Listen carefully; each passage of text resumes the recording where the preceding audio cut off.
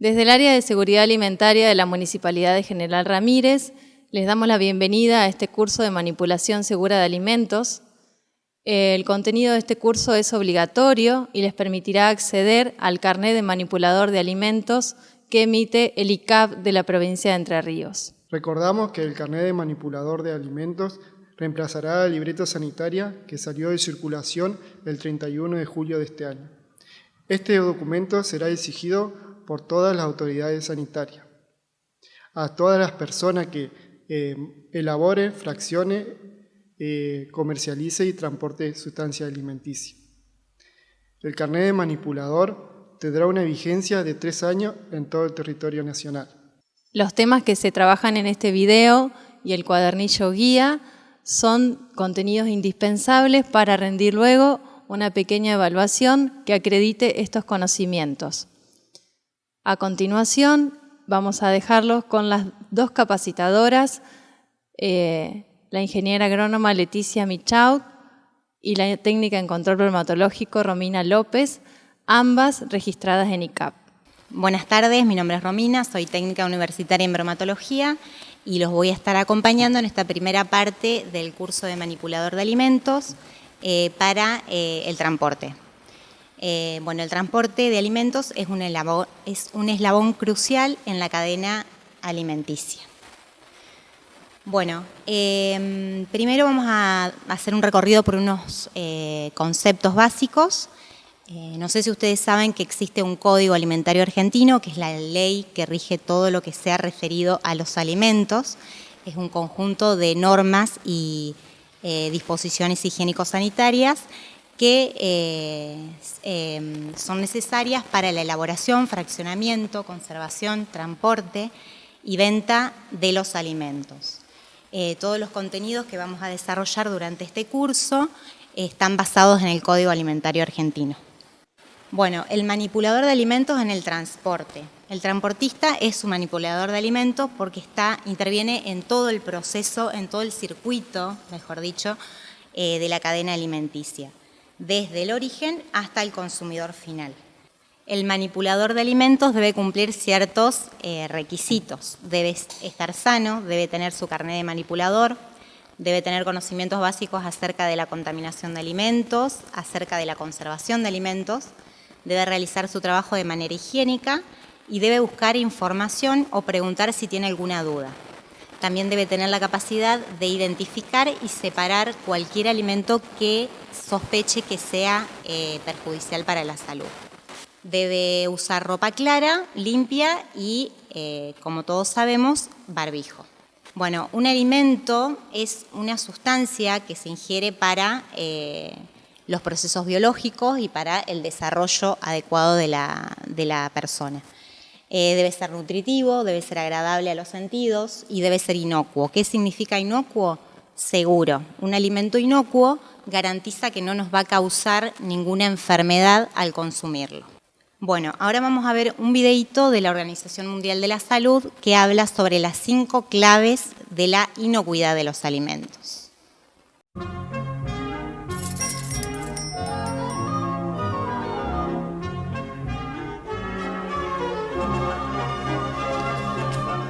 A nuestro alrededor, en nuestra casa y cerca de los alimentos que comemos, viven unas criaturas misteriosas, diminutas y con mucha energía.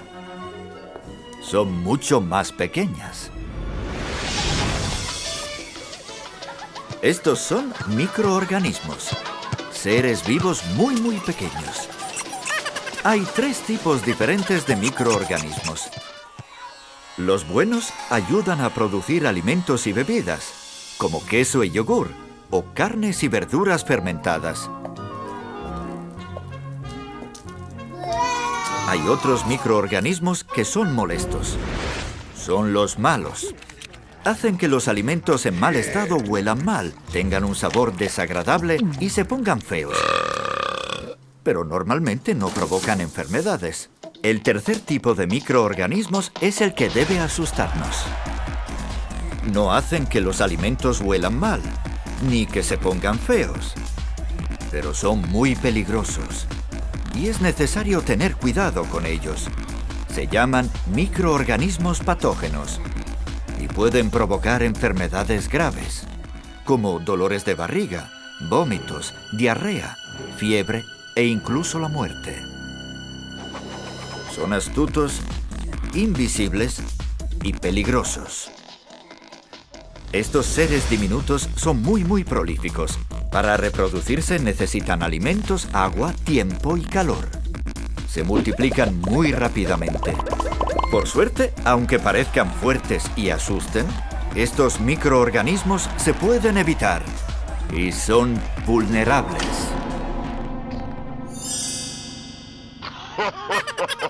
Solo basta seguir 5 reglas sencillas. 5 comportamientos clave para librarse de ellos.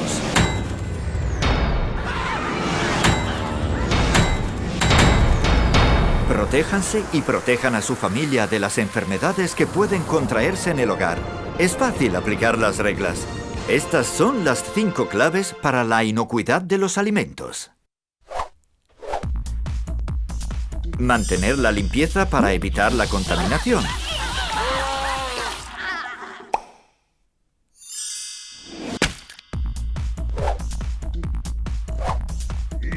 Separar alimentos crudos y cocinados para que no se contaminen entre sí.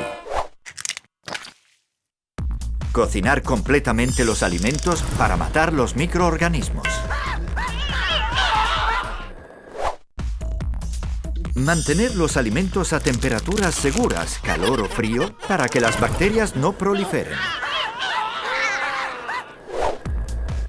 Usar agua y materias primas seguras para evitar la contaminación. Los productores de alimentos son los principales responsables de que los alimentos que compramos sean seguros, pero es posible protegernos y proteger a nuestra familia de las enfermedades contraídas en el hogar con las 5 claves para la inocuidad de los alimentos. Aplíquenlas. Es mucho lo que se puede hacer. Bueno, para retomar lo que nos contaba el videíto vamos a hacer un pequeño resumen. Mantener la limpieza es una de las claves fundamentales, tanto en la elaboración como en nuestro lugar de trabajo. Por ejemplo, en el transporte, mantener la caja limpia y la cabina donde nosotros nos estamos transportando es fundamental. Utilizar agua segura y materia prima segura también es un factor importante, ya que el agua es una herramienta fundamental para mantener la higiene y necesitamos que sea un agua que no tenga una carga microbiológica que afecte la salud de la población. También separar los productos crudos de los cocidos es fundamental, tanto en la elaboración como en el transporte.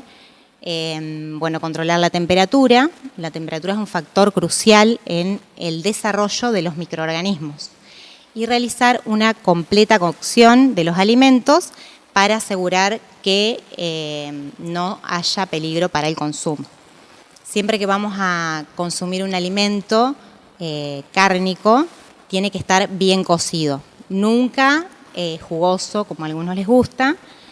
Acá entramos con una dicotomía en gastronomía, porque el alimento tiene que estar perfectamente cocido, los jugos que libere tienen que ser transparentes, no rosados. El conocimiento nos ayuda a prevenir. Bueno, la contaminación, según el Código Alimentario, es cualquier sustancia extraña de origen microbiológico que pueda causar daño a la población. Bueno, los tipos de contaminación pueden ser físicos, químicos o biológicos. Una contaminación física, como lo muestra la imagen, es producida por un objeto extraño, que puede ser algún tornillo, puede ser restos de pintura, restos de óxido, puede ser también algún objeto que nosotros estemos llevando, por eso no es aconsejable utilizar joyas en la elaboración o transporte de alimentos. También hay que tener un exclusivo cuidado con el tema de la ropa que utilicemos, que no tengan botones sino broches. Y bueno, en el caso de las mujeres, no usar las uñas pintadas. Después tenemos la contaminación química, que proviene de cualquier residuo químico que pueda estar presente cerca de un alimento y que se produce la contaminación cruzada. En el caso de la limpieza, cuando nosotros hacemos una limpieza y desinfección, tenemos que asegurarnos de enjuagar bien ese lugar donde estuvimos higienizando, porque ese resto de producto químico puede estar transfiriendo sustancias a nuestro alimento. Y otra de las contaminaciones es la biológica, como veíamos en el videíto, que los microorganismos se pueden reproducir muy rápidamente si las condiciones están dadas. ¿Qué necesitan los microorganismos? Nutrientes, agua y una temperatura. La temperatura es un factor crucial también en la proliferación de los microorganismos. Entonces tenemos que tener exclusivo cuidado y tratar de mantener esas temperaturas. Ya vamos a ver más adelante un termómetro en el cual se muestra la zona de riesgo.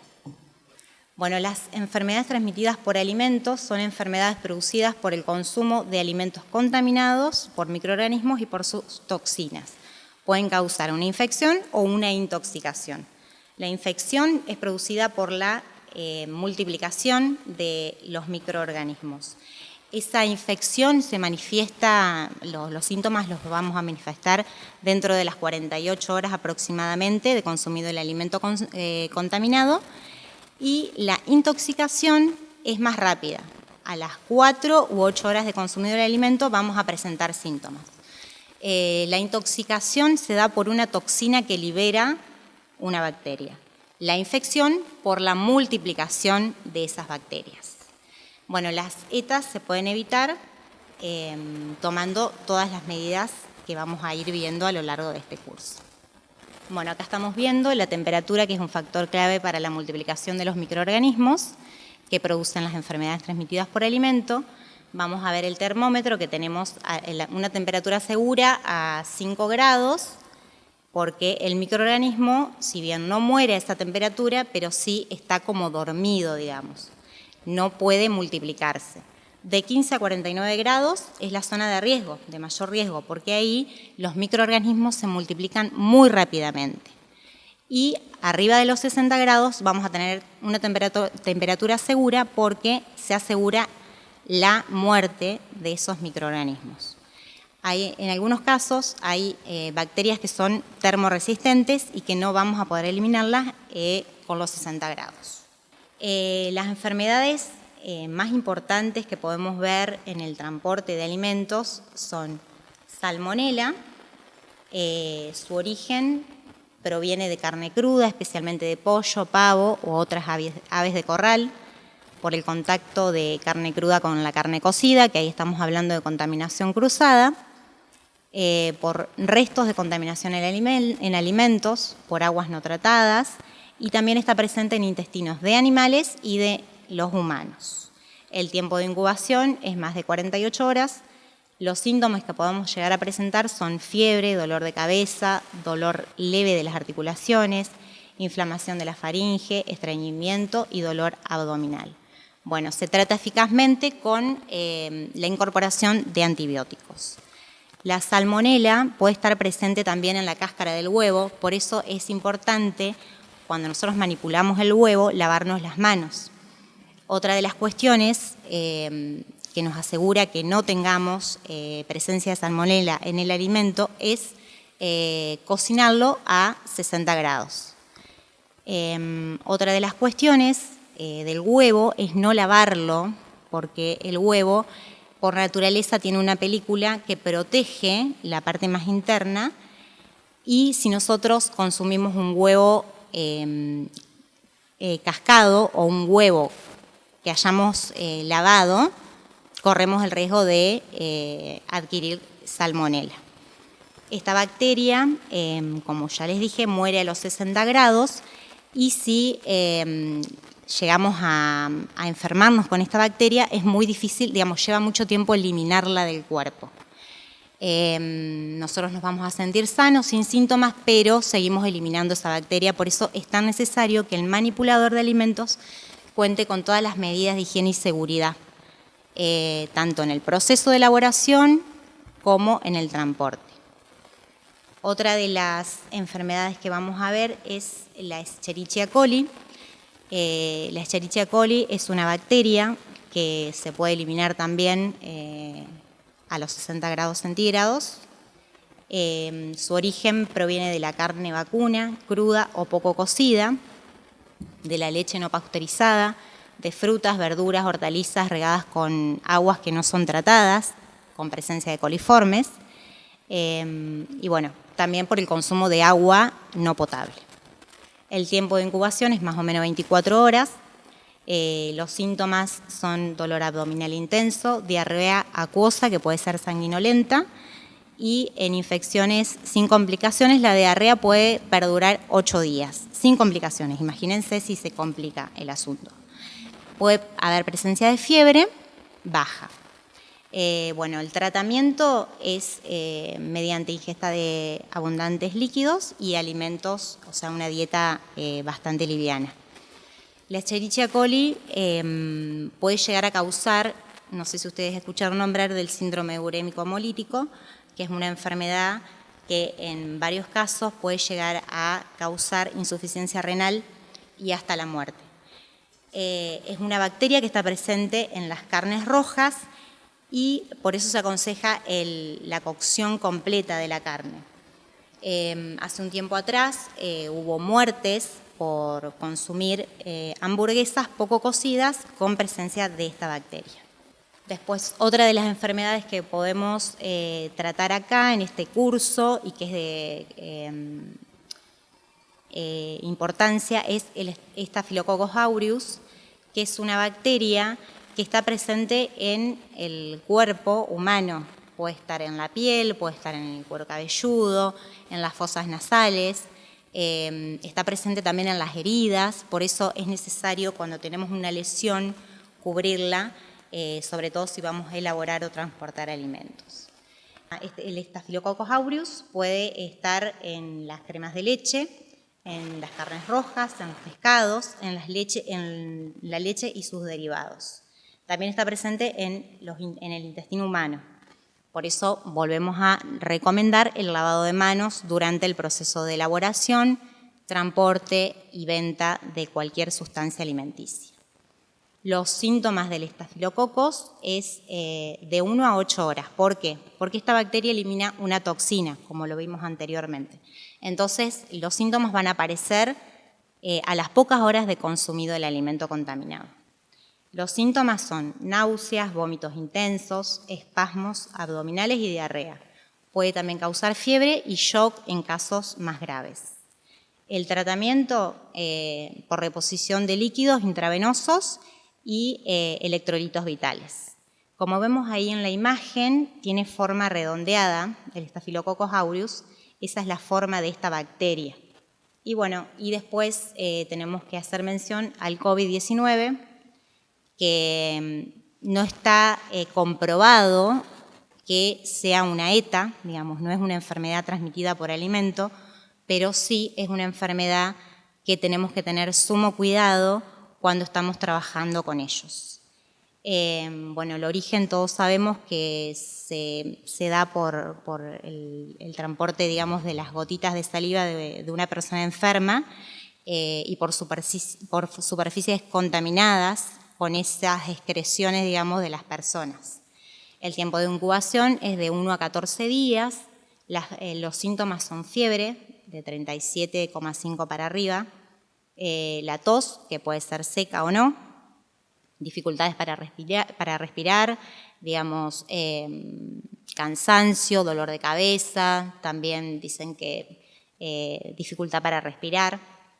La prevención es el distanciamiento social, el lavado de manos con agua y jabón por 20 segundos, desinfección de manos con soluciones de alcohol y de desinfectantes, desinfectar también todo lo que sea superficies con soluciones alcohólicas o con cloro. Es importante también el uso del cubrebocas y que tape la nariz y la boca. Y en algunos casos, cuando se está muy expuesto, también la utilización de máscaras, porque se puede contraer la enfermedad por los ojos. Bueno, estornudar y toser sobre el pliegue del codo, del brazo, y evitar el contacto con personas enfermas. Avisar también, en caso de tener cualquier síntoma, avisar a las autoridades sanitarias. Me gustaría hacer mención a todo esto que estamos atravesando por esta pandemia, por esta crisis sanitaria, de seguir con estos hábitos cuando ya hayamos atravesado esta situación, seguir con el hábito de higiene y seguridad, seguir con el hábito de lavarse las manos y de usar alcohol en gel, porque disminuye todas las otras enfermedades que se transmiten por los alimentos o no. El tema de los microorganismos, como ya lo hemos visto, se reproducen rápidamente y causan enfermedades graves. No hay registro de las enfermedades. Los centros sanitarios no completan esas fichas y es muy difícil obtener las estadísticas en Argentina sobre las enfermedades transmitidas por alimento. Buenas tardes a todos y a todas los participantes para esta capacitación. Mi nombre es Leticia Michaut y les voy a hablar en esta instancia de algunas cuestiones muy importantes que tiene que tener en cuenta el transportista de alimentos, que en realidad es un manipulador de alimentos. Este primer curso de manipulador de alimentos lo hemos centrado en el transporte y lo hemos considerado un eslabón crucial dentro de la cadena alimentaria. ¿Por qué? Porque el manipulador de alimentos, transportista en este caso, va a tener una serie de responsabilidades muy importantes en ese trayecto desde el origen hasta el destino final de los alimentos en general. Una de sus responsabilidades más importantes es mantener la inocuidad, esa calidad de que el alimento conserve sus propiedades alimenticias, pero a la misma vez ser seguro para la salud de la persona que lo va a consumir. Tengamos en cuenta que dentro de la población de consumidores existen personas de alto riesgo o de salud comprometida, que son los grupos que requieren mayor atención, en donde la inocuidad del alimento es fundamental. Y son las personas mayores, las embarazadas, los niños y los deprimidos en sus funciones inmunológicas. Con más razón en esta condición de pandemia, en donde la inmunidad tiene que ser una condición o una característica a aumentar en las personas y no a debilitarlas por el consumo de algún alimento de baja inocuidad. Otra responsabilidad importante del transportista es mantener la identidad de los productos alimenticios, es decir, que lo que llega desde el origen hasta el destino sea el alimento que se pactó. Por ejemplo, si es leche, si yo estoy transportando leche desde un tambo hasta una quesería, que esa leche llegue en condiciones de refrigeración y con una cantidad de microorganismos bajo para poder hacer un queso fresco, por ejemplo. Si yo, transportista, llego con esa leche en una condición muy ácida, con alta cantidad de microorganismos, yo voy a estar perdiendo la identidad y la calidad de ese alimento, porque al maestro quesero no le va a servir esa leche para hacer un queso fresco, por ejemplo. Otra condición es la integridad de esos alimentos, sobre todo cuando hablamos de alimentos envasados, en donde, por ejemplo, se rompen las latas, se abollan o se rompen los rótulos, o muchas veces también hay personas que retiran los rótulos de determinados alimentos, de los quesos, por ejemplo. Hay dos cosas que están en contra del alimento. No estoy conociendo la identidad, lo estoy transformando en un queso anónimo o en un producto anónimo en general, y la integridad del alimento también se pierde porque yo no sé, el consumidor desconoce su origen. Todas estas responsabilidades se cumplen a partir de la conducta del manipulador de alimentos transportista y también de las condiciones generales de los medios de transporte. Lo básico para mantener la inocuidad de los alimentos lo podríamos centrar en las contaminaciones. Las contaminaciones, ya sabemos por el video anterior, pueden ser de tipo físicas, químicas o biológicas. Dentro, como ejemplos muy extendidos dentro del transporte de alimentos de contaminación física, nosotros tenemos tierra, hollín y humos. Por ejemplo, en el transporte de hortalizas es muy común que desde la huerta hasta el lugar de destino esos productos tengan tierra. Por ejemplo, en la vía pública, cuando nosotros estamos transportando algún alimento y no lo estamos haciendo con algunas protecciones, se pueden llenar de hollín, de humos y también de tierra.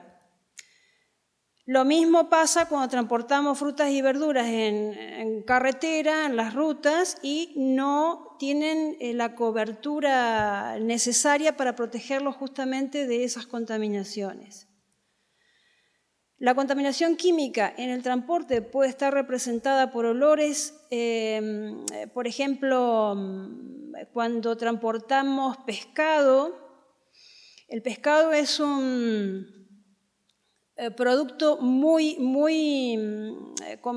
proclive a generar olores característicos y que puedan transferirse a los otros alimentos. Por eso no los podemos estar mezclando cuando los transportamos. Siempre, si vamos a transportar pescado y algún otro producto, debemos asegurar de que esas dos especies de producto cárnico o animal esté bien separado justamente para no contaminar químicamente a través del olor. El olor se debe a sustancias químicas volátiles y que son moléculas que pueden viajar dentro de un vehículo y pueden ir a contaminar la superficie de otros. Por ejemplo, otro caso, el huevo podrido. Por ahí, en el transporte de huevos puede suceder el caso de que haya huevos que estén en una condición de deterioro total y se manifieste por ese olor tan desagradable del sulfuro de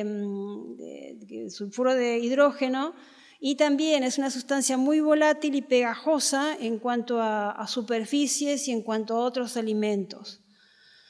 La carne en descomposición también son productos con mucha proteína, se pudren y generan una serie de olores que son todas sustancias químicas muy volátiles y que también tienen esa condición de adherirse a otros alimentos. Otro tipo de contaminaciones químicas están representados por los productos de limpieza y por los productos de desinfección cuando nosotros no hacemos un buen enjuague, un buen aclarado luego de haber aplicado los detergentes o las soluciones desinfectantes. Lo mismo sucede con productos para el control de plaga dentro de nuestros vehículos. Puede haber algunos residuos que podrían estar ocasionando alguna contaminación química. Lo mismo, por ejemplo, cuando estamos transportando en el mismo vehículo detergentes o algún producto químico que nos esté sirviendo para algún fin específico y se produzcan derrames o se rompan los envases. Contaminaciones también de tipo química. Acá, por ejemplo, presentamos el ejemplo de las contaminaciones que pueden producirse a través de productos que se usan para derratizar o para controlar a los roedores. Son muy peligrosos también. La contaminación biológica. Dentro del transporte de alimentos, las contaminaciones biológicas están representadas por los microorganismos, plagas, insectos, ácaros y el propio manipulador. El manipulador es una gran fuente de contaminación cruzada, y por eso es muy importante que manejes su higiene y su vestimenta y las buenas prácticas de manipulación de los alimentos cuando está cargando, durante el transporte y cuando produce la descarga. Ejemplo de los microorganismos. salmonela en huevo a partir del excremento de la gallina sobre la cáscara de los huevos. Otro ejemplo, mohos que están produciendo deterioro en carnes a consecuencia, por ejemplo, de no respetar las temperaturas de refrigeración alrededor de 4 grados o de congelación alrededor de menos 18 grados o 18 grados bajo cero. Acá, por ejemplo, tenemos la responsabilidad del manipulador también. Está produciendo una contaminación biológica esta señora que no está usando barbijo, este señor que tampoco está usando barbijo, y están hablando sobre el pan. Esas manos de la señora que están tocando directamente ese atado de pan puede estar transfiriendo microorganismos. Y bueno, el estornudo, el flush, nosotros a partir del coronavirus sabemos que hay mucha flora microbiológica dentro de nuestra boca y al igual que el coronavirus usa la misma estrategia para propagarse y contagiarse de persona a persona. Y es muy importante por eso que usemos barbijo, para evitar esas microgotas en donde va una cantidad increíble de bacterias. Nosotros en nuestra boca tenemos aproximadamente 250 variedades diferentes de bacterias, así que imagínense si esos son las especies, la cantidad de bacterias que podemos llegar a tener en nuestra boca y por lo tanto ese flush que estamos emitiendo y que estamos favoreciendo la contaminación de los alimentos que estamos transportando. Por eso se insiste en el uso del barbijo, en el lavado de manos, en la ropa del manipulador de alimentos.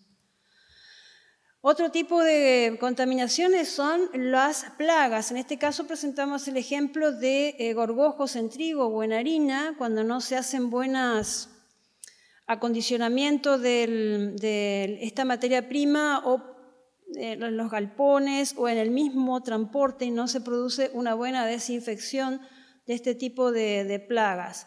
Las cucarachas, ya sabemos, las cucarachas les encantan los detritus de alimentos.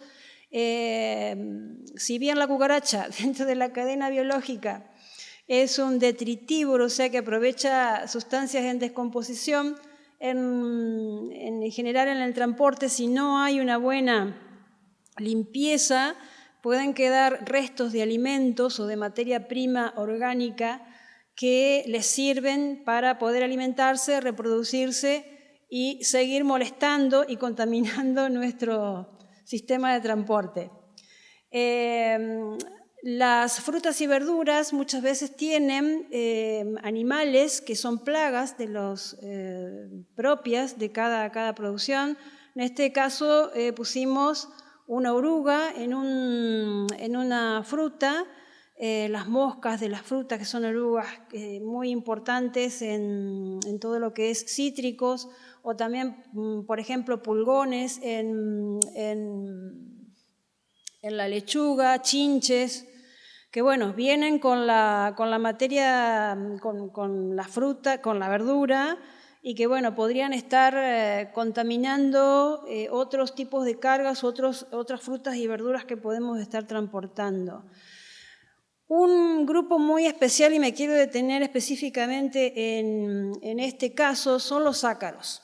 Los ácaros son unos animalitos, no son insectos, pertenecen o son de la familia de las arañas y son muy chiquititos, miden alrededor de 0,4 milímetros. Es muy difícil verlos a simple vista y cuando podemos observarlos, cuando nos damos cuenta que están presentes en nuestros ambientes de transporte, es porque hay una gran cantidad. Estos bichitos, si nosotros llegamos a verlos, estamos en condiciones de decir que nuestro medio de transporte no tiene la suficiente calidad en cuanto a la higiene y desinfección. ¿Por qué? Porque lo mismo que las cucarachas son detritívoros y se alimentan de pequeñas escamas de comida, de restos de alimentos, y sobre todo se acomodan en las endijas o en los huequitos o en los lugares inaccesibles de los transportes y es muy difícil combatirlos en esos casos. Para no llegar a tenerlos, debemos hacer tener especial cuidado en la higiene y desinfección de nuestros vehículos. Y también otro animal indeseable son los roedores. Los roedores y sus excrementos pueden estar contaminando en gran medida los alimentos o nuestro equipo de transporte y tenemos que tener especial cuidado en mantenerlos alejados porque son transmisores de varias enfermedades. Bueno, ¿cómo evitamos o cómo el manipulador puede evitar estas contaminaciones? Hablamos un poquito de lo que por parte del manipulador tiene que observar una buena higiene de sus manos. El lavado de manos es muy importante. Es muy importante el lavado. La desinfección la podemos realizar en ciertas circunstancias, pero el lavado de manos bien hecho asegura una buena descarga o descontaminación de muchos microorganismos que pudiéramos estar transportando con ellas. Lo mismo que las condiciones de la ropa. La ropa del manipulador de alimentos y del manipulador transportista tiene que ser blanca, tiene que estar limpia. En lo posible usar una cofia o el cabello recogido. Los hombres, la barba también es un medio de contaminación muy importante, por lo tanto es conveniente que esté cubierta. Bueno, también por el tema ahora del coronavirus, ¿no? Que es, digamos, el coronavirus nos vino a ayudar, entre comillas, para apropiarnos de todas esas medidas preventivas que en la industria de los alimentos y en los transportes específicamente son conocidas y que deberían estar practicándose de manera cotidiana. Con el coronavirus vino a reafirmarnos que esas prácticas debemos interiorizarlas para siempre. Bueno, ¿qué condiciones tienen que tener los vehículos para el transporte de sustancias alimenticias? En general, o en primer lugar, debería estar habilitado por el SENASA y esa habilitación viene representada a través de una inscripción en los vehículos. Esa inscripción consiste en las palabras transporte de productos alimenticios, SENASA número. Eso es muy importante. Cuando nosotros vamos a inscribir un vehículo, ahí mismo se nos piden una serie de características que son más o menos las que vamos a estar hablando en esta parte del curso. En general deben ser cerrados y las puertas deben ser bien herméticas. ¿Eso por qué? Porque al ser cerrados y herméticos nosotros estamos protegiendo determinados alimentos, sobre todo los refrigerados y los congelados, de la contaminación del polvo, del hollín, de escapes de autos durante el transporte y todos esos elementos o esos factores, agentes, llevan muchos microorganismos que podrían estar contaminando nuestra carga. La cabina, esto es muy importante, la cabina debe estar separado del compartimiento del transporte, a excepción de algunos alimentos que no tienen tanto riesgo. Por ejemplo, cuando estamos transportando algún alimento envasado, sin embargo, debe haber una tela mosquitera o una separación de ese tipo entre el conductor y la caja o el furgón donde nosotros estamos transportando.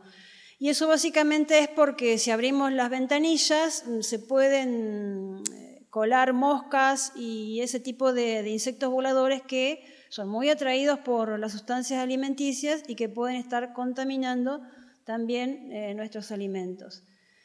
El interior debe estar construido con materiales de fácil limpieza y para facilitar también su desinfección. Y los materiales por ahí más aconsejados son el zinc, el acero inoxidable, el galvanizado. El material de construcción, otra condición muy importante, no debe transferir sustancias u olores a los alimentos, no debe contaminarlos de manera química. Además tiene que tener una separación adecuada cuando nosotros estamos transportando alimentos de diferentes naturalezas. Tiene que tener una separación bien hecha, porque puede haber contaminaciones entre los alimentos. Acá tenemos un ejemplo de un termo que estaría transportando dos tipos de producto. Uno súper congelado, estamos hablando de menos 20 grados centígrados, o sea, estamos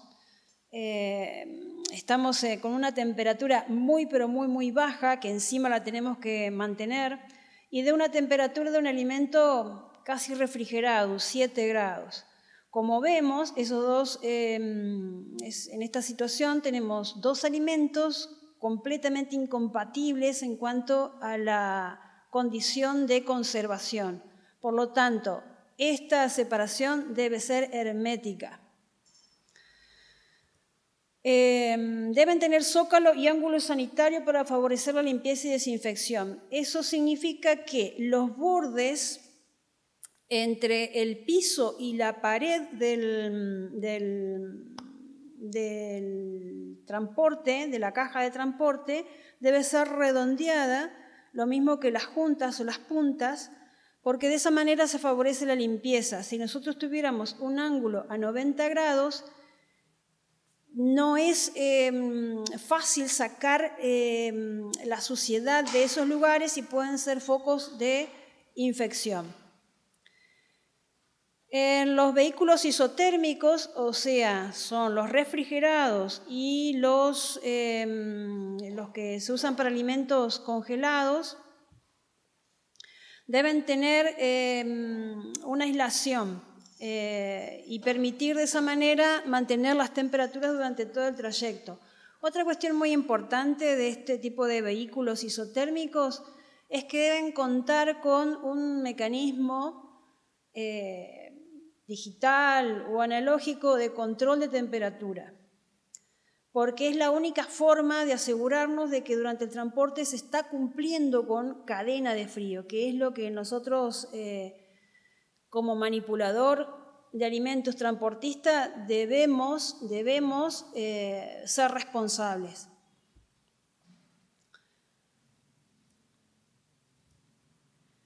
Los vehículos con caja cerrada tipo furgón, como ya dije, deben estar separados, por lo menos con algún medio para evitar la entrada de insectos voladores, y no necesitamos el control de temperatura. Y esos son adecuados para, por ejemplo, pan, bebidas y agua, que son alimentos con menos riesgo dentro de la inocuidad de los alimentos. Los vehículos con caja abierta deben tener una lona para poder proteger a los alimentos en su trayecto, y son muy usados por ahí para el transporte de frutas y verduras, sobre todo los de corta distancia. Bueno, acá tenemos un ejemplo de un transporte de un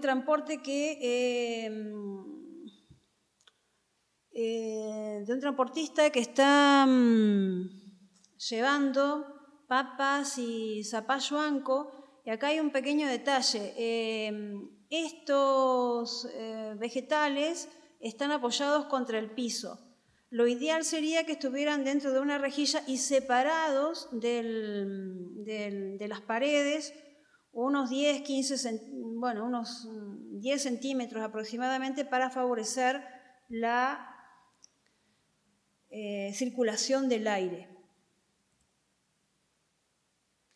En el caso de los transportes refrigerados que puedan producir algún líquido, por ejemplo el pescado, el piso debe ser acanalado y debe conducir esos efluentes hacia un depósito ubicado exteriormente. No se pueden ir perdiendo esos líquidos en la calle porque son altamente contaminantes. Los camiones cisternas, tienen diseños bastante particulares, tienen que tener un diseño, valga la redundancia, para permitir el drenaje completo y el material debe ser inalterable, por eso son en general de acero inoxidable. Dentro de los procedimientos en los cuales el manipulador o transportista de alimentos tiene que tener cuidado es antes, durante y durante la descarga de los productos que transporta. Bueno,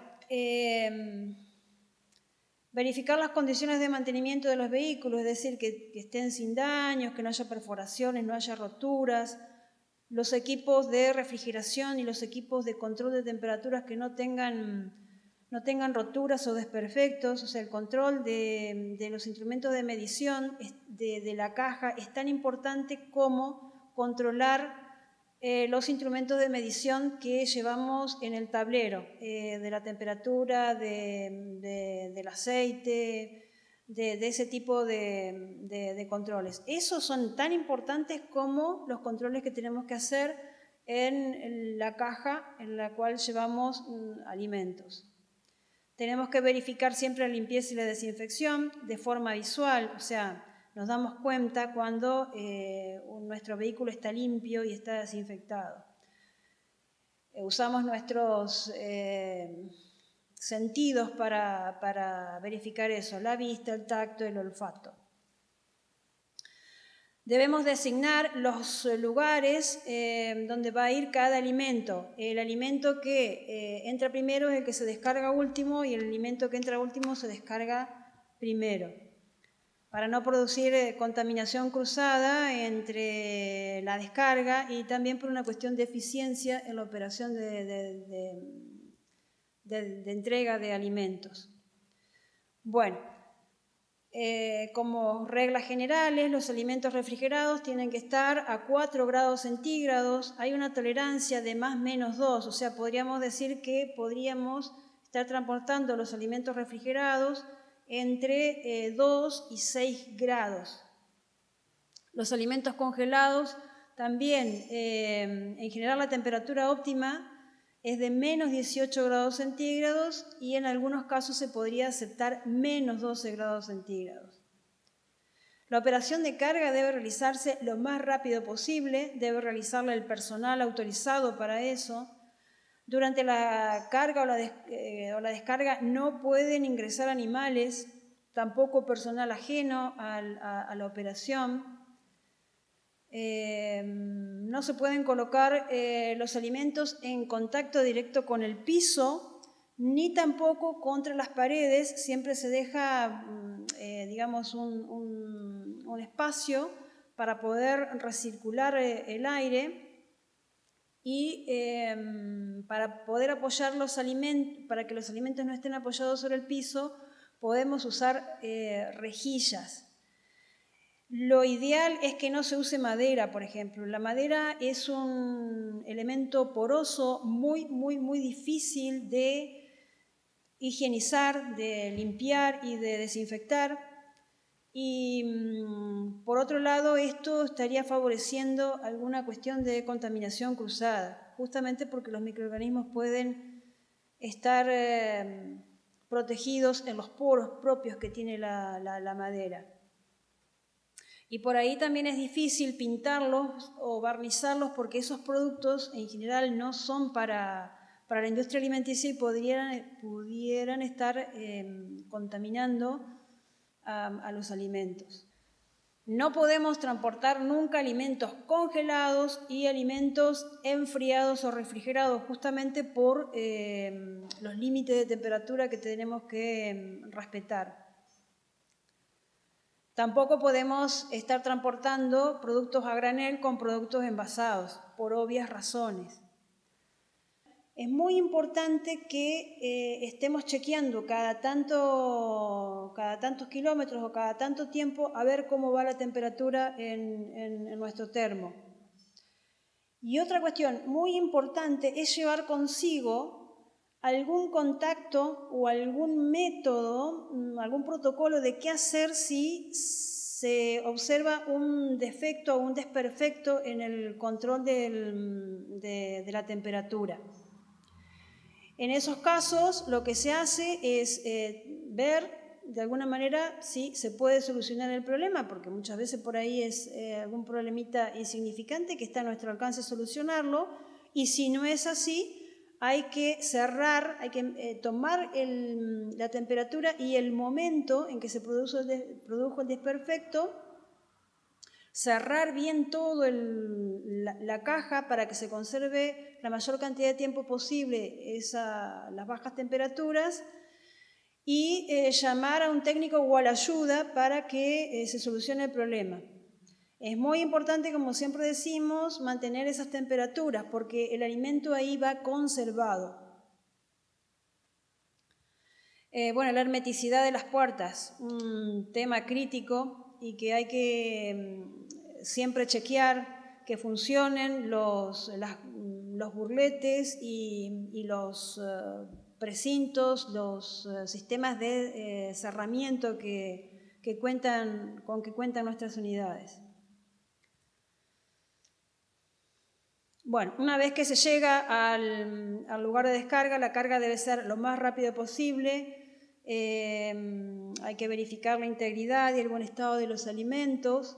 Hay que separar los alimentos que hayan sufrido alguna contaminación y aislarlos convenientemente dentro de la caja. O sea, aquellos alimentos que nosotros vemos que han sufrido algún tipo de deterioro, están rotos o los embalajes abiertos, sobre todo esos que están refrigerados, tenemos que disponer de un recipiente especial para colocarlos y aislarlos, taparlos y separarlos de alguna manera del resto de la carga y también identificarlos. Que sepamos, una vez que está tapado, de qué se trata, de qué tipo de alimento se trata. Y por supuesto la limpieza y desinfección entre carga y carga. Bien. Con respecto a la limpieza y la desinfección, estos dos conceptitos que por ahí uno lo tiene como que son sinónimos, en realidad no lo son, tienen diferencias muy importantes. La limpieza siempre se refiere a la eliminación de la suciedad visible. Restos de alimentos, tierra, restos de grasas, de aceites. Es muy importante eliminarlos porque muchos microorganismos están depositados debajo de esos films o debajo de esos alimentos o debajo de esa tierra, y cuando nosotros vamos a hacer la desinfección, que es el paso posterior a la limpieza, siempre la presencia de esos restos de alimentos, tierra, materia orgánica, van a restar eficiencia a las soluciones desinfectantes. Por lo tanto, siempre debemos hacer previo a la desinfección, hacemos la limpieza. ¿Con qué lo hacemos? La limpieza, en general, se usan diluciones de detergente y agua. Algunos autores consideran o recomiendan el uso de agua tibia a 35 grados centígrados porque eso sinergiza, potencia la acción del detergente. Otra cuestión muy importante es que una vez aplicados los detergentes, nosotros hagamos una remoción de tipo física a partir de cepillos, escobas o hidrolavadoras para retirar las películas grasas y desprender suciedades que por ahí están muy pegaditas y son un poquito difíciles de retirar. Una vez que hacemos la limpieza, viene el siguiente paso, que es la desinfección. Y en este caso, nosotros el objetivo que perseguimos es eliminar o bajar al máximo posible la presencia de microorganismos. Y los hacemos con productos desinfectantes. A partir de la pandemia de COVID, hay dos desinfectantes que se han hecho muy populares y que nosotros en la industria de los alimentos son viejas conocidas. Una de ellas son las soluciones de lavandina, otro es el uso de agua caliente y otro es el uso del vapor. Otro de las soluciones desinfectantes usadas en la industria de los alimentos, pero más precisamente en lo que se refiere a la producción de los alimentos, o sea, ya en las fábricas o en los centros de elaboración de alimentos, se usa la solución de alcohol al 70, también muy popular por estos días por su acción para prevenir el contagio por coronavirus. Bueno, los pasos que tenemos que hacer para la limpieza y la desinfección de nuestro vehículo. Primero hay que remover toda la suciedad visible con una escoba o con un cepillo, es decir, los pedacitos de alimentos que veamos, eso los podemos eliminar, o la tierra, lo eliminamos con un barrido y se recolecta en un recipiente y ya tenemos nuestra primera operación en la limpieza. Luego se aplica la solución detergente y se raspa con un cepillo. Tanto el techo como el piso, como las paredes, como las puertas de nuestro vehículo tienen que ser sometidas a estas operaciones. Luego enjuagamos con agua potable fría. Esto es muy importante. El agua debe ser potable. Potable significa que es un agua que microbiológicamente es adecuada y que no tiene contaminantes de tipo químico, por ejemplo, metales o que están presentes en la tierra. Por ejemplo, en Entre Ríos nosotros tenemos lugares en donde puede haber presencia de arsénico. Gracias a Dios acá en Ramírez el agua que tenemos es dura, pero es muy buena, su calidad potable, es muy buena. Es un poco dura, sí, porque tiene sales de carbonato de calcio y de magnesio, pero esa es una condición natural de nuestra región, pero esas sales no impactan sobre la salud de las personas. Microbiológica también es un agua segura que se logra a partir del tratamiento de desinfección que se hace en el municipio. Bueno, entonces, volvamos a nuestro punto, agua potable. Con ella enjuagamos, aclaramos todo el resto de espuma y también podemos usar las hidrolavadoras. La hidrolavadora nos ahorra mucha agua y nos ayuda a realizar más rápidamente la limpieza de enjuague o aclarado del detergente. Luego viene la etapa de escurrir o eliminar los restos de agua o el resto de agua que vemos en la superficie, agua libre. Es muy importante escurrirla porque luego viene la aplicación de la solución desinfectante. Si nosotros dejamos esa cantidad de agua presente en nuestro camión, nos va a estar diluyendo la solución desinfectante. La solución desinfectante en general se deja actuar unos minutos y luego se vuelve a enjuagar, sobre todo usamos soluciones de lavandina, porque una vez que la acción desinfectante de las soluciones de lavandina cumplen su cometido, que es la eliminación de los microorganismos, uno tiene que enjuagarla porque produce olores o puede estar produciendo también algún deterioro en el material de construcción de nuestro vehículo. Recordemos que la lavandina es una sustancia muy corrosiva.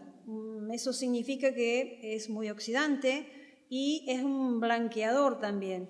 Y eso hace que nosotros tengamos precauciones o que tengamos unos instructivos como para poder usarla de manera que cumpla con el objetivo sin que nos dañe ni a nosotros, el manipulador transportista, ni a los alimentos, ni a nuestro capital de trabajo, que es nuestro camión o nuestro vehículo para transportar alimentos. El enjuague nuevamente se realiza con agua potable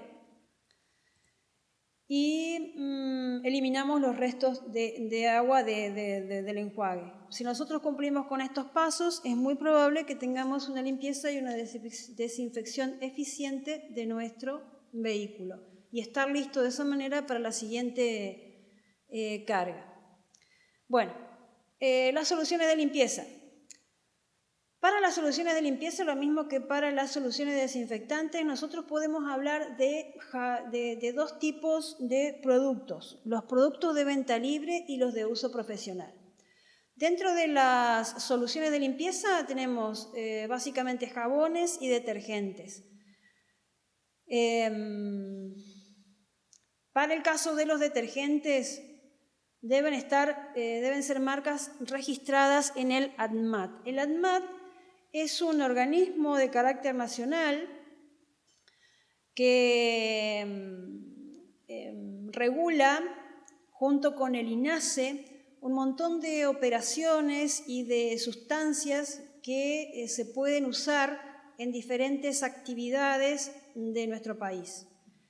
El ADMAT es la Administración Nacional de Medicamentos, Alimentos y Tecnología Médica. En el ADMAT es el responsable o es donde se inscriben tenemos los medicamentos, tiene un poder de policía muy importante en cuanto a la registración de los medicamentos, pero también tiene injerencia en el registro de productos tanto de venta libre como de uso profesional. Los de venta libre, en el caso de los detergentes, son los que se denominan productos domisanitarios. Domisanitario es una palabra que viene de la conjunción de dos palabras a su vez. Domicilio y sanitario, o sea, son productos que se usan para poder limpiar y desinfectar nuestros hogares. En el caso de los detergentes,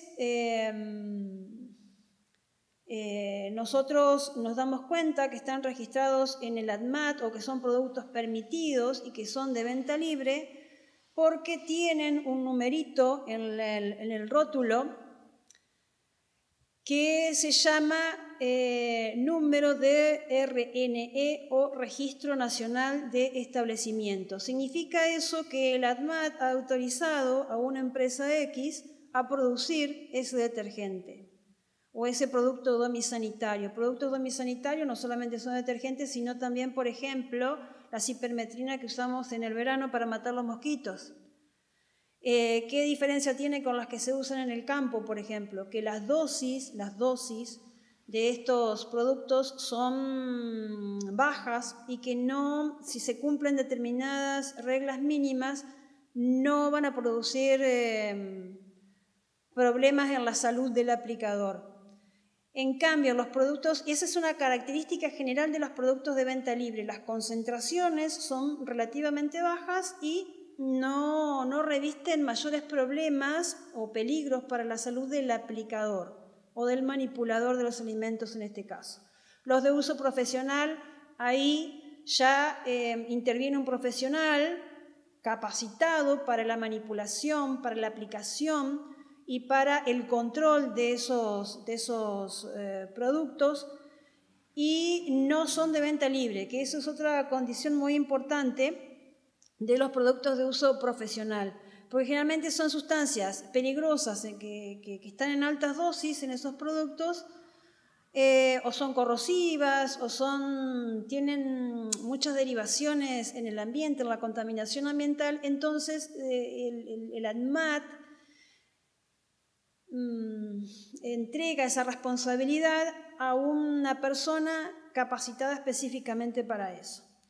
Bueno, volvamos un poquito a los domisanitarios. Habíamos dicho que nos damos cuenta que es un producto domisanitario y que está permitido su uso en nuestro país porque en el rótulo vamos a encontrar el número RNE o número de registro nacional de establecimiento elaborador de ese domisanitario o de ese producto de venta libre y también por otro numerito que es el RNPUD, Registro Nacional de Producto de Uso Doméstico. Los detergentes que nosotros podemos conseguir en los supermercados generalmente pertenecen a este grupo y sería importante que nosotros aprendamos a identificar esa información para saber si estamos adquiriendo un producto habilitado o no. Los detergentes de uso profesional, como ya dije, se usan en la industria alimenticia, pero su venta está prohibida, su venta al público en general está prohibida, solamente se venden a profesionales o empresas habilitadas para su uso. Bueno, ¿cómo podemos preparar una solución de limpieza? Es muy sencillo, siguiendo las indicaciones del rótulo. En el rótulo nosotros vamos a encontrar todo el instructivo que necesitamos para poder usar eficientemente y con la dosis necesaria y justa del producto que vamos a usar. Las soluciones desinfectantes.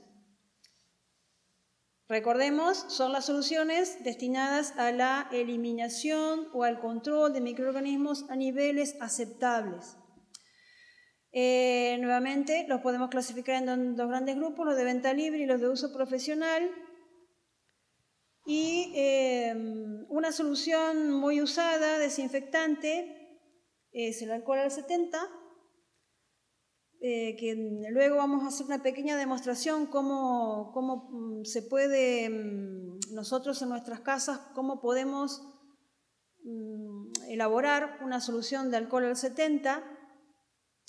Y las soluciones de alcohol al 70 son básicamente desinfectantes de pequeñas superficies, por ejemplo en la elaboración de los productos de manera artesanal, en las roticerías, en nosotros mismos, en nuestras casas, en las manos, son efectivas y no son tan irritantes.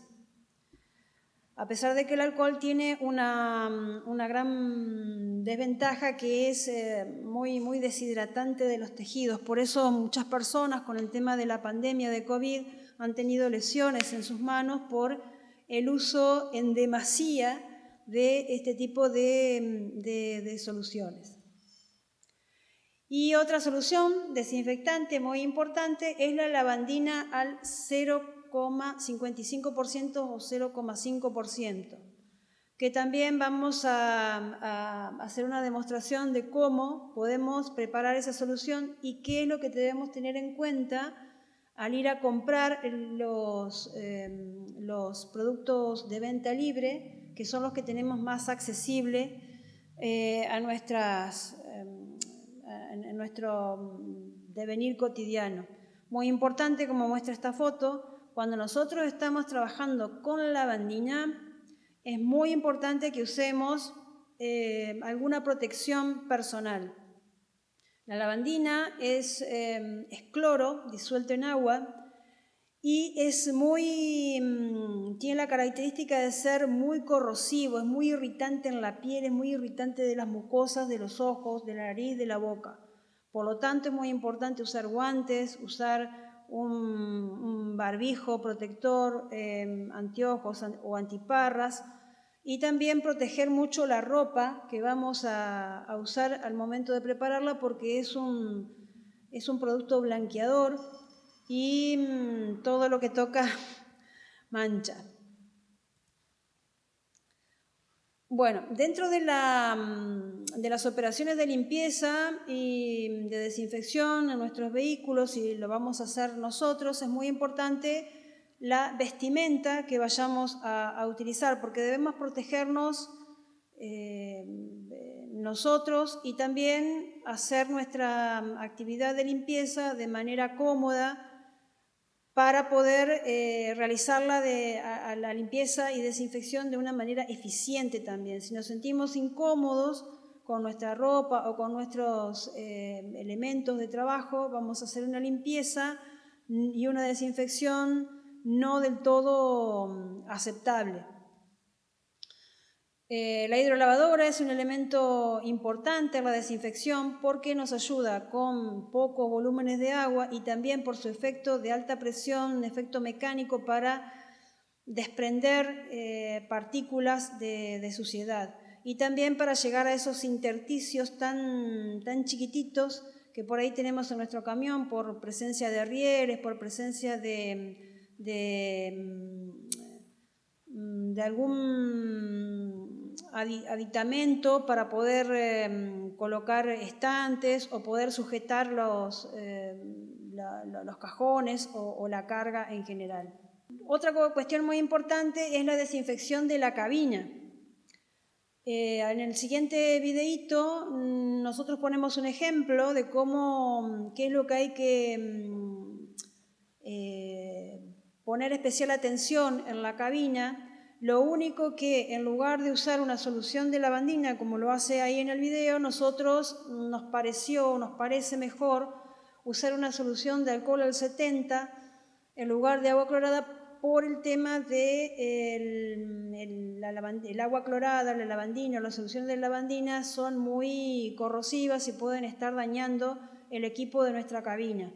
Nosotros es muy importante que la cabina la mantengamos en perfecto estado de ordenamiento, perfecto estado de limpieza, que no estén rotos los tapizados, que aparte por una cuestión estética y de presentación, de presentarnos a la unidad de transporte ante nuestros clientes, es muy importante mantener en buen estado y sanos todos estos tapizados o recubrimientos, porque dificulta la limpieza y porque es lugar donde se puede amontonar algún tipo de materia orgánica cuando estamos comiendo o por ahí también alguna plaga, o los microorganismos también pueden encontrar un lugar para reproducirse en esos intersticios rotos del tapizado.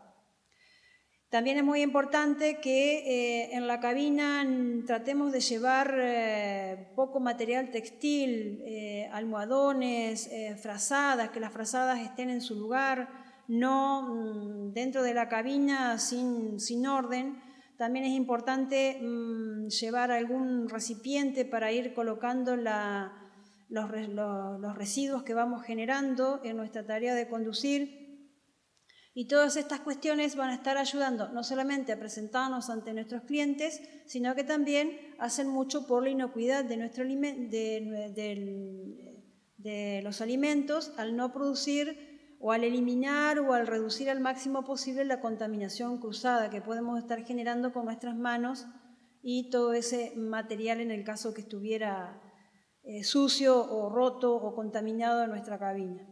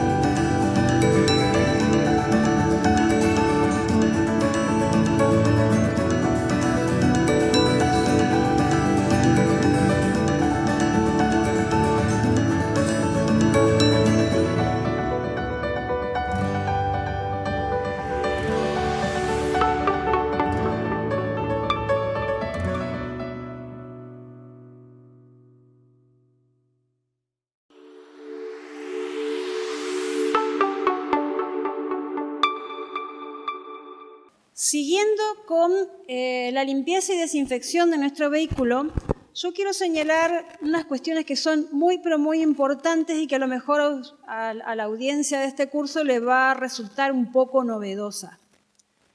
Y es que nosotros tenemos que tener escrito un plan de limpieza y desinfección.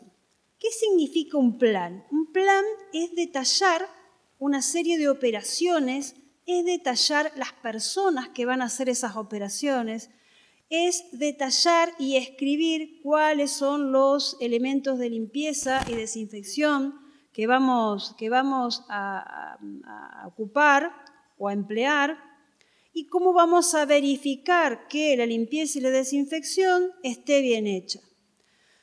Todo eso nosotros como transportistas manipuladores de alimentos tenemos que tratar de escribir para darnos cuenta dónde están los pasos más críticos o los pasos más importantes para asegurar que esa limpieza y desinfección esté bien realizada. Algunos elementos de ese plan de limpieza y desinfección son designar las personas que realizarán las operaciones de limpieza y desinfección. ¿Quién va a ser el responsable que va a controlar la efectividad de esa limpieza en forma visual? Nosotros podemos controlar que esté bien hecha una limpieza entrando a nuestra unidad y mirando a ver si hay restos de materia de alimentos, si hay tierra, tocando. Ahí nos vamos a dar cuenta y de esa manera, en forma visual, corroboramos que la limpieza está bien hecha. Hay que describir la secuencia de las tareas. Por ejemplo, usar la escoba y el cepillo para retirar toda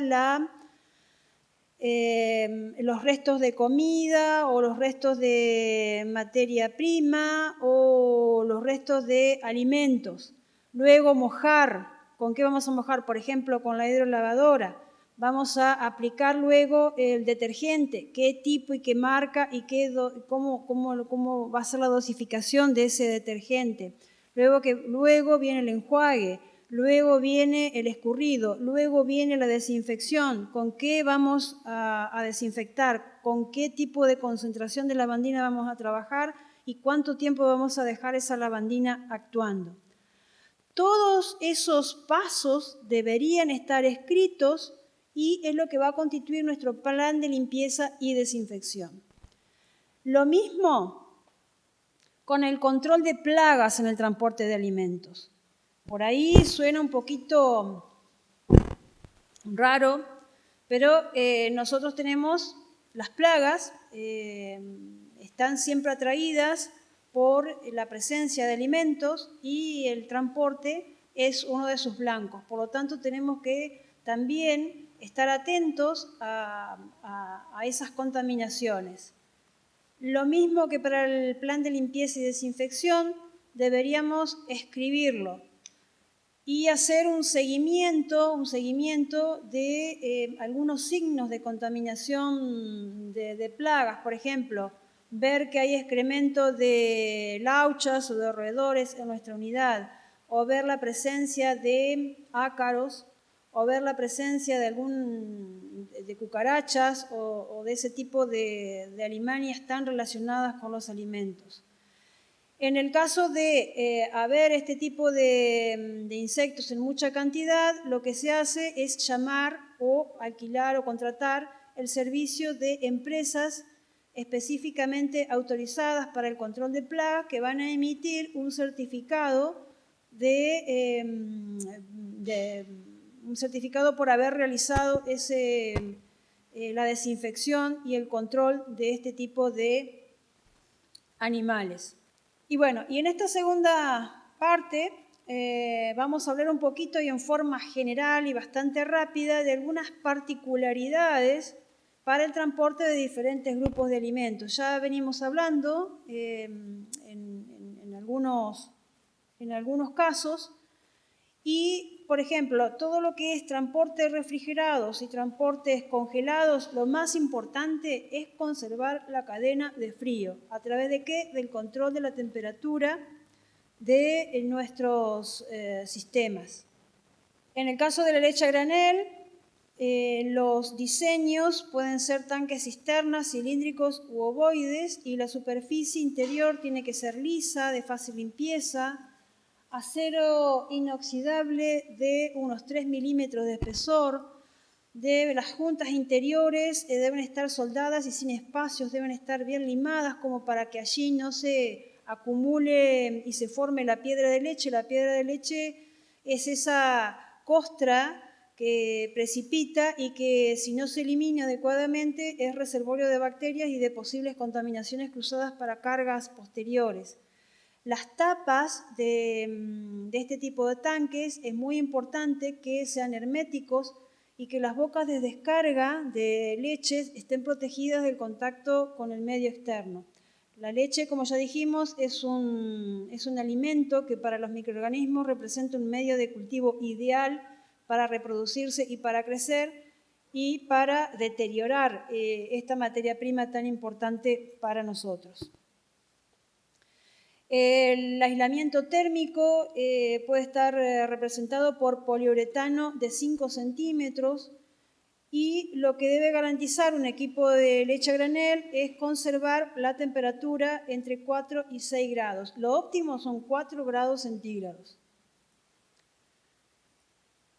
Las leches larga vida, los quesos duros, no tienen tanto riesgo de contaminación. En realidad, la leche larga vida es una leche que está esterilizada y que está conservada en un envase.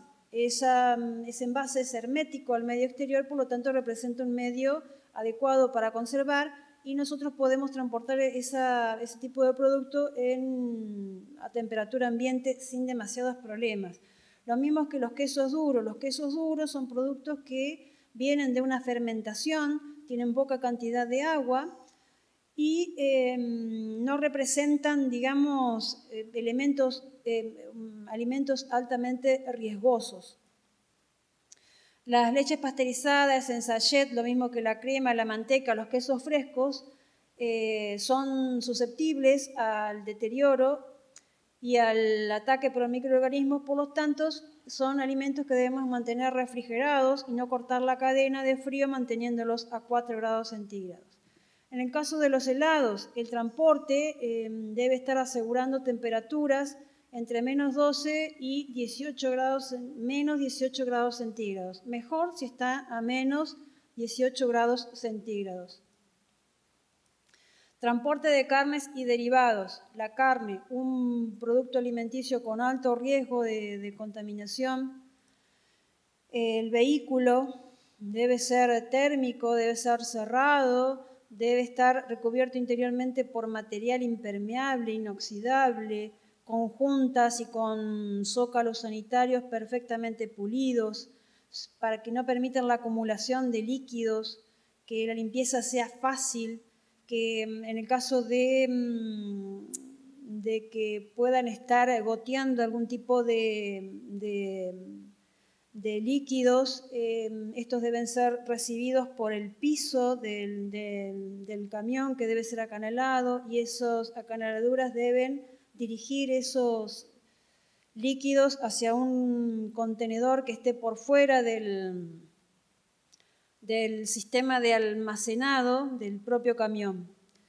Eso es así para evitar justamente la contaminación posterior de las carnes. En el caso de las medias res y los cortes frescos y enfriados, deben ir colgados en rieles ubicados en el techo. Esos rieles tienen que ser de material inoxidable o galvanizado, que puedan permitir la suspensión de toda la media res o de los cortes sin tocar el suelo, y que estén separados unos 40 centímetros de él. Además, se debe dejar un espacio entre los cortes o las medias reses para poder permitir el sellado y la inspección, y también la circulación de ese aire frío. La temperatura de la carne refrigerada, lo mismo que los chacinados y los embutidos, puede estar alrededor de los 7 grados, y mejor si son temperaturas inferiores a 7 grados centígrados. Las temperaturas, en el caso de que las temperaturas de transporte no se cumplan y que el vehículo no posea un sistema de refrigeración que asegure la continuidad de esas temperaturas, la autoridad sanitaria nos puede obligar a colocar un equipo de frío. En ningún caso la mercadería puede ir apoyada sobre el suelo, siempre tiene que ir sobre rejillas, para permitir la libre circulación del aire, y deben estar también separadas de las paredes. En el caso de los cortes o las carnes congeladas, se debe cumplir el requisito de la temperatura estar en los menos 18 grados centígrados o 18 grados centígrados bajo cero. En estos casos se requiere un camión que tenga un sistema de refrigeración. El gran cuello de botella en estos casos es conservar la cadena de frío, y la cadena de frío yo sé que la estoy conservando controlando las temperaturas. Bueno, otra cuestión, no se podrán transportar juntas menudencias y carnes refrigeradas siempre y cuando no estén envasadas. O sea, yo necesito tener aislados esos dos tipos de alimentos. Por las características especiales que tienen cada una de las menudencias, recuerden, tienen que ver con el sistema digestivo de los animales, y en el sistema digestivo hay una flora muy importante que puede estar residual, y que en el momento de almacenar esas menudencias sin una cobertura especial, pueden transmitir esas bacterias a los cortes, produciendo así una contaminación cruzada. Las menudencias rojas, pulmones, corazón, hígado y el mondongo refrigerado sin envasar se colocarán en recipientes inoxidables, y esos envases a su vez se colocarán sobre rejillas o tarimas dentro del camión. En el caso de la grasa, en general la grasa en rama se puede transportar en vehículos cerrados y contenida en recipientes adecuados, y no necesariamente bajo refrigeración, aunque sería conveniente. Bueno, la carne picada. La carne picada se debe conservar a una temperatura de 2 grados centígrados. La carne picada es un producto bastante delicado, y que por esa causa se debe almacenar a esa temperatura, se debe refrigerar a esa temperatura tan baja. Bueno, transporte de pollos y derivados. La temperatura de transporte debe ser de 3 grados centígrados en equipos térmicos con sistema de refrigeración. Deben ser cerrados, revestidos de material impermeable, inoxidable. Deberá contar también el vehículo con un recipiente exterior para recoger los líquidos que puedan estar formándose. Los pollos se deberán ubicar en canastos o recipientes de fácil limpieza y que puedan ser apilables. En general se prefiere el color blanco porque el color blanco ayuda a verificar la eficacia de la limpieza. No se podrán colocar lo mismo productos sobre el piso, y en el caso de los huevos con cáscara es preferible que se transporten refrigerados a 4 grados centígrados. En el caso del transporte de productos de la pesca y los productos de mar, es muy importante que no se mezclen con otros productos, justamente por el tipo de naturaleza de esta clase de alimentos, que tienen la tendencia a la contaminación química por olores. También la caja será con aislamiento térmico, debe tener un equipo mecánico de refrigeración, sistemas de control de temperatura, y el pescado congelado se debe transportar a menos 18 grados centígrados. El pescado refrigerado se transporta a 4 grados o menos. También debe estar acondicionado el pescado dentro de recipientes adecuados, y no se podrán estar colocando esos recipientes directamente sobre el piso. En el caso del transporte de pan y especialidades de panadería, factura, bizcochería, especialidades que cada panadería por ahí está preparando, en general no necesitamos un sistema con refrigeración, pero sí que el vehículo sea tipo furgón, que sea cerrado y para evitar la contaminación del ambiente y por tierra durante el transporte del mismo. Los productos se acondicionarán en bandejas o canastos y la cantidad del producto no debe sobrepasar en demasía el borde de los canastos. En el caso de las bandejas para las facturas u otras especialidades de ese estilo, no se podrán colocar en el piso, sino que deben colocarse sobre estanterías para poder ser transportados. Y el transporte de masas de pan congeladas que deben realizarse a temperaturas de 18 grados centígrados bajo cero o menos 18 grados centígrados. En estos casos es muy importante conservar la cadena de frío. En el caso de transportes de frutas y verduras, el techo y los laterales de los vehículos deben ser de material impermeable. Se puede usar un toldo para cumplir con este requisito en el caso de tener, por ejemplo, una pick-up o de un vehículo que no sea cubierto. Pueden ser camiones playos y con barandas metálicas y se puede ir almacenando o ubicando la mercadería y luego taparla con un toldo para evitar la contaminación durante el transporte. Nuevamente los productos se acondicionarán en bandejas o canastos y la cantidad de producto a alojar en ellos no deberá sobrepasar los bordes. Las frutas y verduras, en estos casos, eso es para las frutas y verduras sin proceso o de venta directa al público tal cual vienen de las huertas o de las granjas.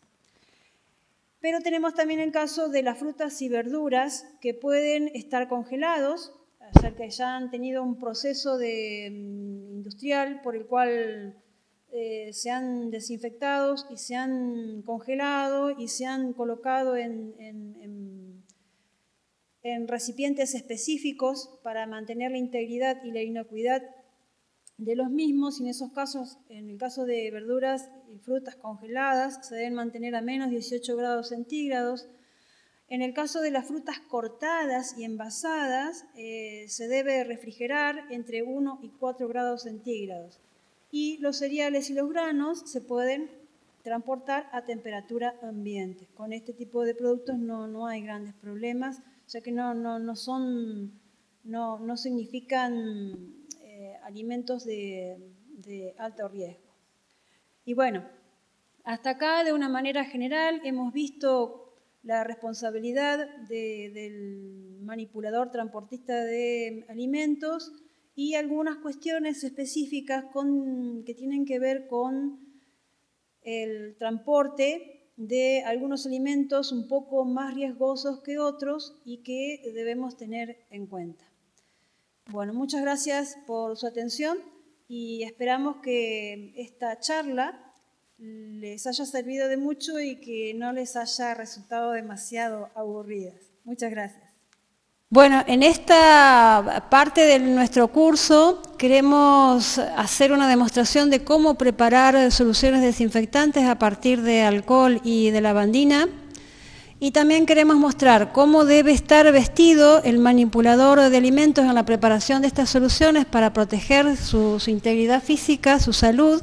Y también vamos a mostrar en dónde debemos fijarnos para conocer si el desinfectante de base está o no autorizado por ADMAT. El manipulador y el transportista también, cuando va a preparar una solución desinfectante a base de lavandina, debe estar protegido adecuadamente. Debe usar guantes, los guantes adecuados en este caso son los de uso doméstico porque son de caucho sintético. Los de látex o de nitrilo no están aconsejados para manipular lavandina. Debe contar con un delantal para proteger su ropa porque, como sabemos, la lavandina es un corrosivo y es un blanqueador muy potente. Debe contar con barbijo. En este caso, las concentraciones que vamos a utilizar son relativamente bajas.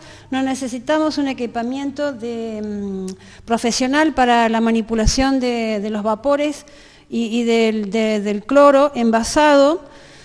Y también debe contar con gafas protectoras de los ojos y proteger así la integridad visual de cada uno de nosotros. También el cabello debe estar recogido porque en las operaciones de manipulación nos puede estar molestando. Bueno, para preparar una solución de lavandina al 0,55% vamos a partir de una lavandina comercial cuya concentración sea de 25 gramos de cloro por litro. Ahí está, Romina está mostrando dónde figura la concentración de cloro de este producto. 25 gramos de cloro por litro de solución.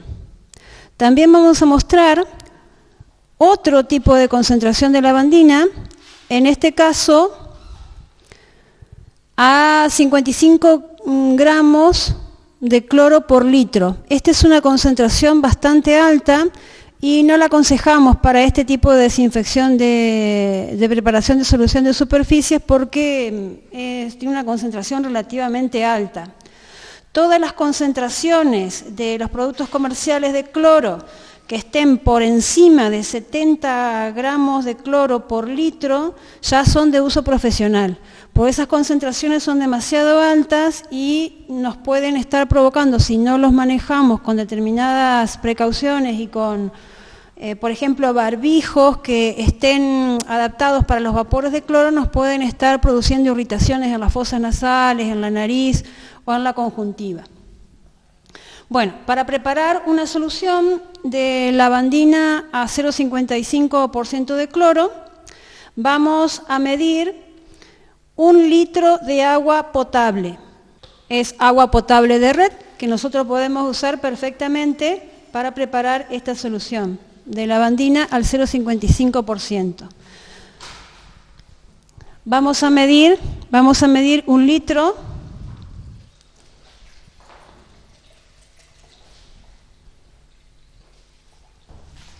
y vamos a extraer del producto comercial 10 centímetros cúbicos con una jeringa. Primero vamos a volcar un poquito de lavandina en este recipiente y vamos a medir 10 centímetros cúbicos.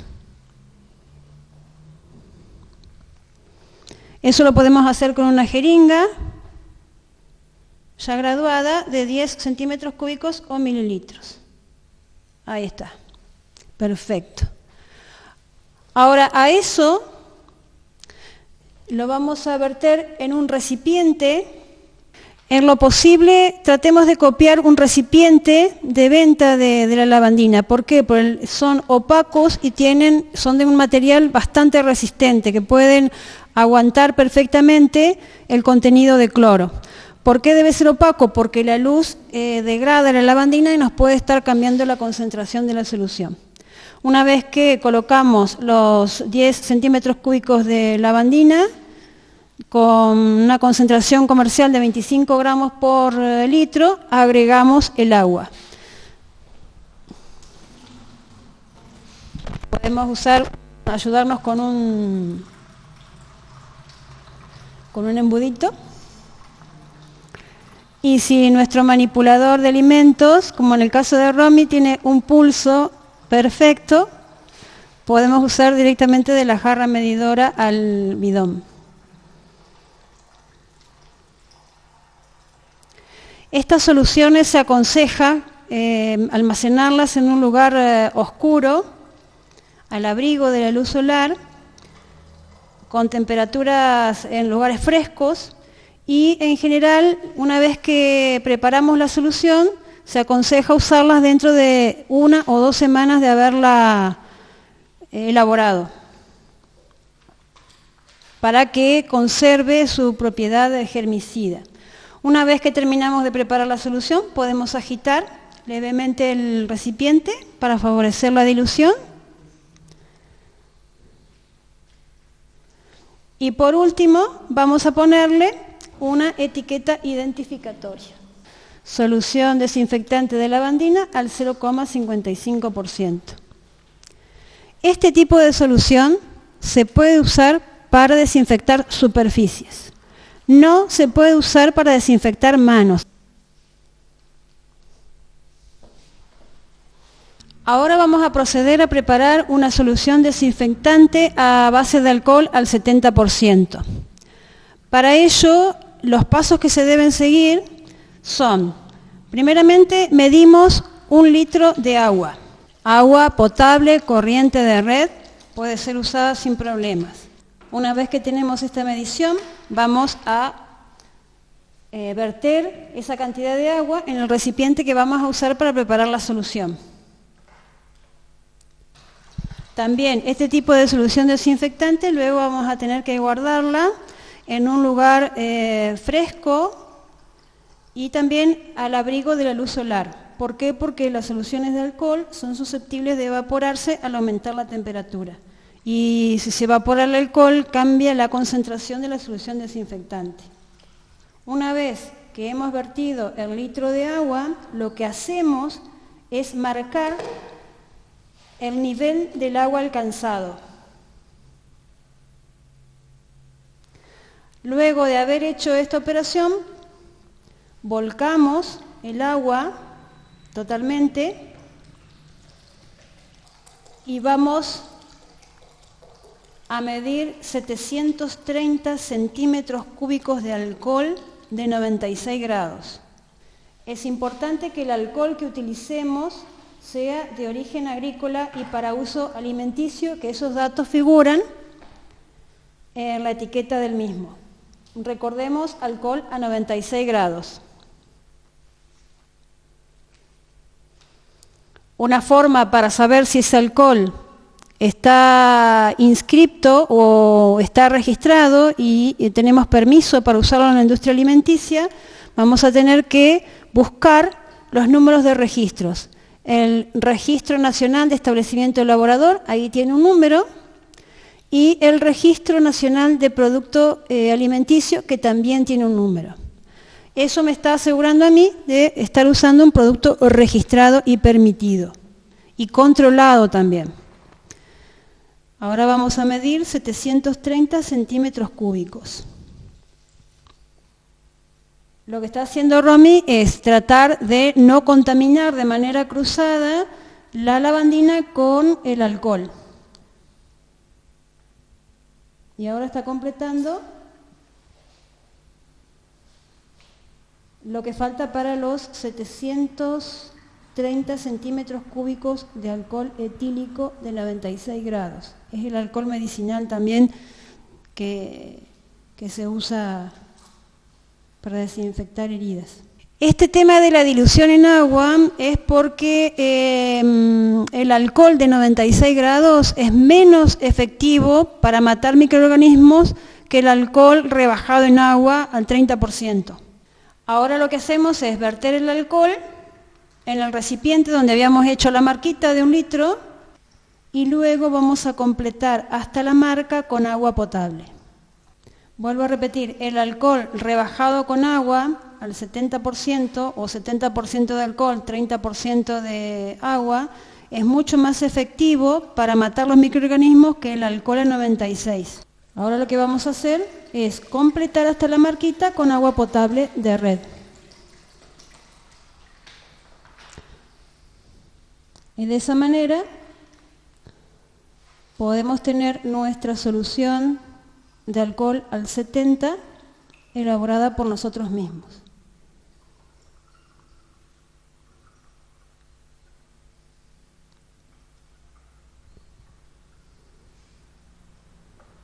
Ustedes se van a dar cuenta que cuando se agrega el agua, el recipiente se calienta, porque la mezcla de alcohol y agua genera una reacción que genera mucha energía y que se manifiesta por el aumento de temperatura. Una vez que ya hemos vertido los dos elementos, mezclamos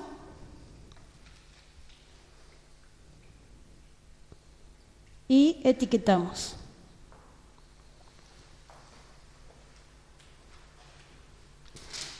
Poner las etiquetas en este tipo de preparaciones es muy importante. La identificación es importante en todos los aspectos de la industria alimenticia.